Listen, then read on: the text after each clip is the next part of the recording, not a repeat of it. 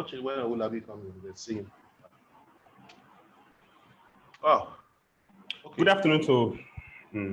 Are you ready, Chief? Yes, I am. Yes. It doesn't matter. It doesn't matter. Even if it's yeah. Good afternoon to our viewers, and thank you for tuning in to today's Punch Live interview session with Chief Femi Fani-Kayode. He's a politician, he was a former minister, and he's also a political commentator. Today we are going to be speaking to Chief Fani-Kayode basically about the US election, because we've seen he has been quite vocal and unapologetic about the election. Good afternoon, Chief Fani-Kayode. How are you today? Fine, I'm very well, thank you. Yes, I am Ademola Olonilua, and without further ado, before we begin, we sincerely apologize to our viewers for being behind schedule for about 30 minutes. It was due to some circumstances beyond our control, but we are glad we are here. Chief Fani-Kayode, you've been quite vocal about the US 2020 election, which is even still being conducted today. What exactly is your stake in this election? My stake is the fact that I happen to be a citizen of the world, and I happen to have the presence of mind to know that whatever happens in the United States of America in terms of this election and other elections, but this election particularly impacts heavily on my country and the rest of the world. My stake is the fact that, I'm deeply concerned about what happens there, simply because, apart from the fact that I know many people that live there, but the United States of America has strong relations with our country. Whatever happens over there in terms of policy affects every single one of us. And we have to be interested in this. So we live in a globalized world. What happens in one corner of the world affects the other, especially when you're talking about the most powerful man on earth. And that happens to be the President of the United States of America. So it's very, very important that we show some level of interest about what's going on over there. And any right-thinking person would do precisely that, particularly if you aspire or you call yourself a leader. So that's the stake. Beautiful. And speaking about impact, like you said, he's the most powerful man on earth. Whoever sits on that position is the most powerful man on earth. But the point is, what immediate and long-term impact do you think this US presidential election will have on Nigeria and Africa as a whole, regardless of who is finally declared winner by the authorities? Well, in terms of trade, in terms of policies, in terms of outlook, in terms of military support, in terms of investment, in terms of everything. It's a massive, there's a massive implication. And whatever happens there, like I said, will determine the policies that they adopt for Africa generally and for Nigeria particularly. And in a country like ours, where you have Boko Haram, the world's leading terrorist organization, according to the International Terror Index, the Fulani herdsmen, the fourth world's leading terrorist organization, according to the same organization, where you have ISWA, ISIS West Africa operating, where you have SARS protests or anti-SARS protests, and where you have a government which has proved to be very repressive compared to others. It's very, very important that we know that the most powerful man in the world has at least an interest in some of the things that are going on in our country. And anybody, you'd be a fool if you call yourself a leader to say that it really doesn't matter what happens in America. But in terms of answering your question directly, the impact will be massive. And of course, different presidents and different political parties have a different outlook and different foreign policies. One of the things that I found attractive about the last presidency or the present presidency in America is the fact that since he came to power, I think I'm right in saying that the United States has not indulged in any military interventions in terms of an attack against any foreign nation. They've made intervention in terms of catching terrorists and killing them or abducting them, but they certainly haven't been dropping drones anywhere or attacking other nations like has happened with every other American president before him. So that's just one of the aspects. But for us here in Nigeria, it's particularly important because we have some kind of understanding with these forces, with these foreign nations, particularly the Americans, and who will help us with Boko Haram, who will help us with ISWA, who will help to bring influence upon our president and our government to do something about Fulani herdsmen, who will help to speak up for the Christian community in Nigeria and indeed the Muslim community and the Shias, and of course the Sunni Muslims that are being killed in the core north. Who speaks up for the average Nigerian? And you need to have the most powerful man in the world at least showing an interest and showing some kind of virility in terms of foreign policy about your country. And that's why it's important for all of us to have an interest in this and to appreciate precisely what the implications are. Still speaking of the US election, you've been quite vocal about your support for Donald Trump, the incumbent. Would you like to share with us why exactly you've been so unapologetically vocal about your support for him? Well, there are so many reasons. And if I were to talk about that, we'll be here for the next 4 or 5 hours. I've written about Trump for many years now. Before he came to power in 2014 was the first time I wrote about him. And in that essay that I wrote, which was widely published, I actually predicted that he would win the nomination for his party, which a lot of people didn't agree with, that he would go on to win the presidency of the country. Again, people didn't agree with that, didn't believe that. And in 2020, lo and behold, he came in. And for the last 4 years, I've seen a man who they've thrown everything at, literally. They've blackmailed him, they've misrepresented him, they've lied against him. There's been terrible conspiracy to get him out of power. And at each point in time, he has come out of it. And I think he provides strong, virile leadership for America. And I think he's the best thing that could have happened to America at this point in time, especially given what the American opposition stands for. And in terms of core Christian values, he certainly has. He may not be a good Christian. I don't know much about his personal life, but I do know that he espouses core Christian values, like, for example, he's anti-abortion, he's anti-same-sex marriage, and he's very pro-Israel. And one of the things he did, which amazed me, which I knew he would do because he said he would do it, I was pleased he did it, was to recognize Jerusalem as the eternal and undivided capital of Israel. And these are some of the things that are very important to me. And I'm very proud of the fact that he did that. I'm also proud of the fact that for the first time in history, a sitting American president, this has never been done by either a sitting one or a past one, challenge the president of our country on the lawn of the White House in front of television cameras and ask him directly, why is it that Christians are being killed in his country, and it had to stop. And that had an immense impact on the policies of our government. And since then, there seemed to be a lull in that terrible activity. So for this and for so many other reasons, I happen to believe strongly that his engagement with Russia is a very positive one. He has contained North Korea. There has been no war. There's no war with Iran. He has built bilateral relations between Israel and various Arab Gulf states, which has never happened in our history before. They now have diplomatic relations. So many things. That is in terms of foreign policy. In terms of domestic policy, he has done more for the blacks of the United States than any previous president in history. And which is why, if you look at the way the voting patterns went this time, for the first time, a very large proportion of black males and black females voted for his candidacy in the Republican Party. This has never happened before. And he did that. So I'm very proud of all these things. I believe that this is the right way for America to go. And most importantly, he is a hardliner when it comes to issues of terror and issues of terrorist activity. And I believe strongly that he's the one to help us. He's the one to look out for us. He's the one to protect us from the tyranny from outside our borders, and also tyranny from within our borders.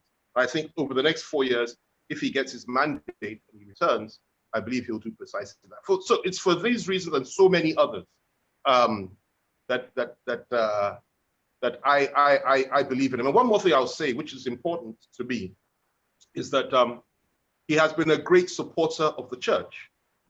in America and outside America. And he has brought Christmas back to the White House. Under Obama, they didn't even call it Christmas. They called it Holy Day or something like that for some strange reason. He has brought Christmas back to the White House. He has given the church in America a much stronger hand. He has allowed them to voice their opinion on political matters, which never happened before. And, so many things. So he's been a friend to those of us that believe in the gospel of our Lord Jesus Christ. And he has been a friend to humanity, and he's protected minorities all over the world. So for this and for so many other reasons, I believe that he's the best thing for America and indeed for the world. One more thing, let me just add this. In terms of the economy in America has never been stronger than it is today. Black unemployment is at its lowest.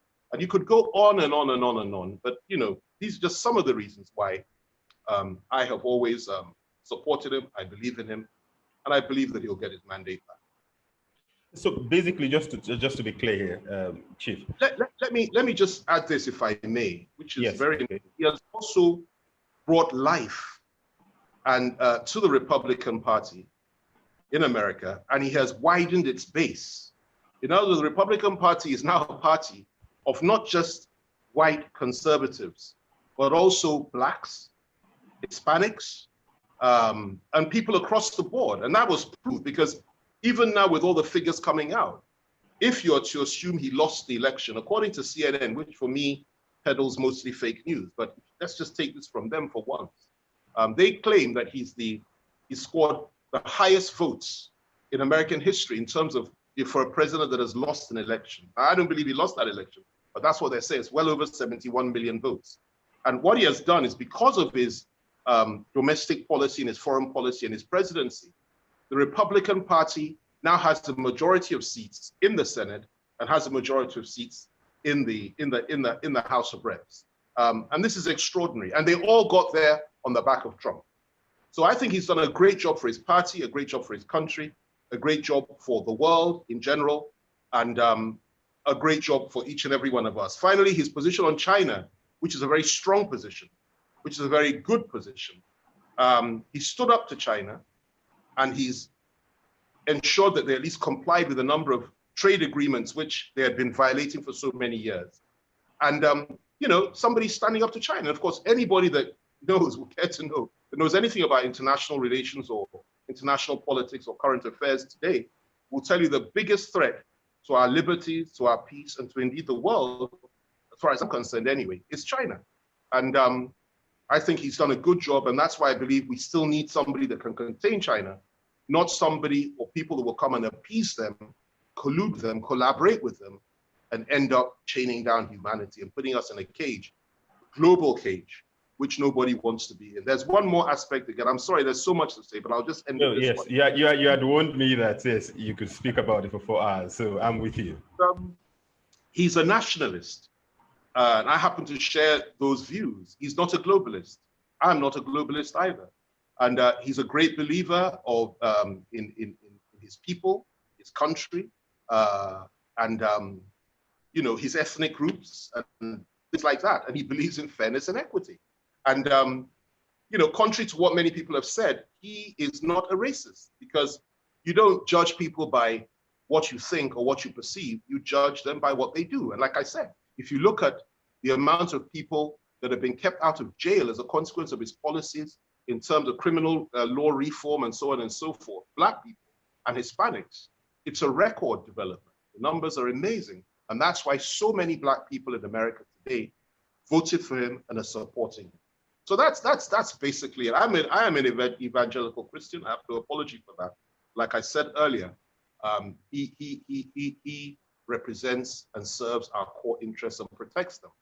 And I believe that's what we need. Very different to the policies and views of the other side, which believe, like I said, in same-sex marriage, believe in full-term abortion. In other words, a lady can just go in and have an abortion at 8 months, which, as far as I'm concerned, is murder, even if it's just 1 day. And also, they don't believe in Jerusalem being the capital of Israel. And for me, these are fundamental issues which the other side do not represent. So it's about policy. It's not about individuals. And that is why I'm a great believer in Trump. And by God's grace, I believe he will still get it mandate. Yeah, thank you so much for sharing your view, Chief Fani-Kayode. But like you said, because actually before this interview, I read an article you shared on your Twitter about 2 days ago, titled "Before You Pop the Champagne," which also mentioned the fact that one of the reasons why you're not a big fan of Trump is because of Biden, rather, is because he believes in abortion, he believes in same-sex marriage, and he seeks to persecute Israel. Chief, there are other countries that legalized abortion. I mean, we have Canada, Tunisia, Austria, France, Sweden. We don't see you having this same energy in supporting them when it comes to same-sex marriage as well. And most of this, in fact, the nations I mentioned, some are Muslim, called Muslim, some are Christian, some are mixed. We also have same-sex marriage that are legal in countries like Brazil, some parts of Canada, Colombia, Costa Rica, and the likes. I mean, looking at the way the world is going, is it just because of your core Christian belief? Or because, I mean, you could also trump support for every other country that are not following this. But I mean, I'm seeing the passion at which you use to follow this election and you speak about, yeah, okay. First of all, you're absolutely right. Same-sex marriage is lawful in the United States. Abortion is lawful in the United States. Abortion and same-sex marriage are lawful in many countries across the world. But that doesn't mean to say that simply because people do it, it's right. I mean, I happen to believe it's wrong.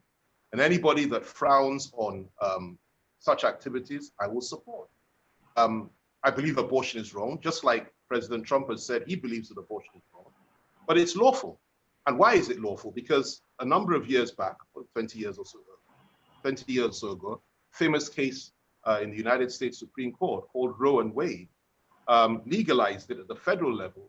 And I think it was 5 judges for it and 4 against. So by just one judge made it lawful at the federal level. And that is why you've had lawful abortions throughout America since that time. What Trump has done, he stated his position right from the start. And what he has done is that he has appointed, I believe it's 3 now, 2 or 3 since he came in, Supreme Court judges who are of the view that abortion is wrong and who are right-wing, for want of a better term, who have more conservative Christian views. Let me put it like that.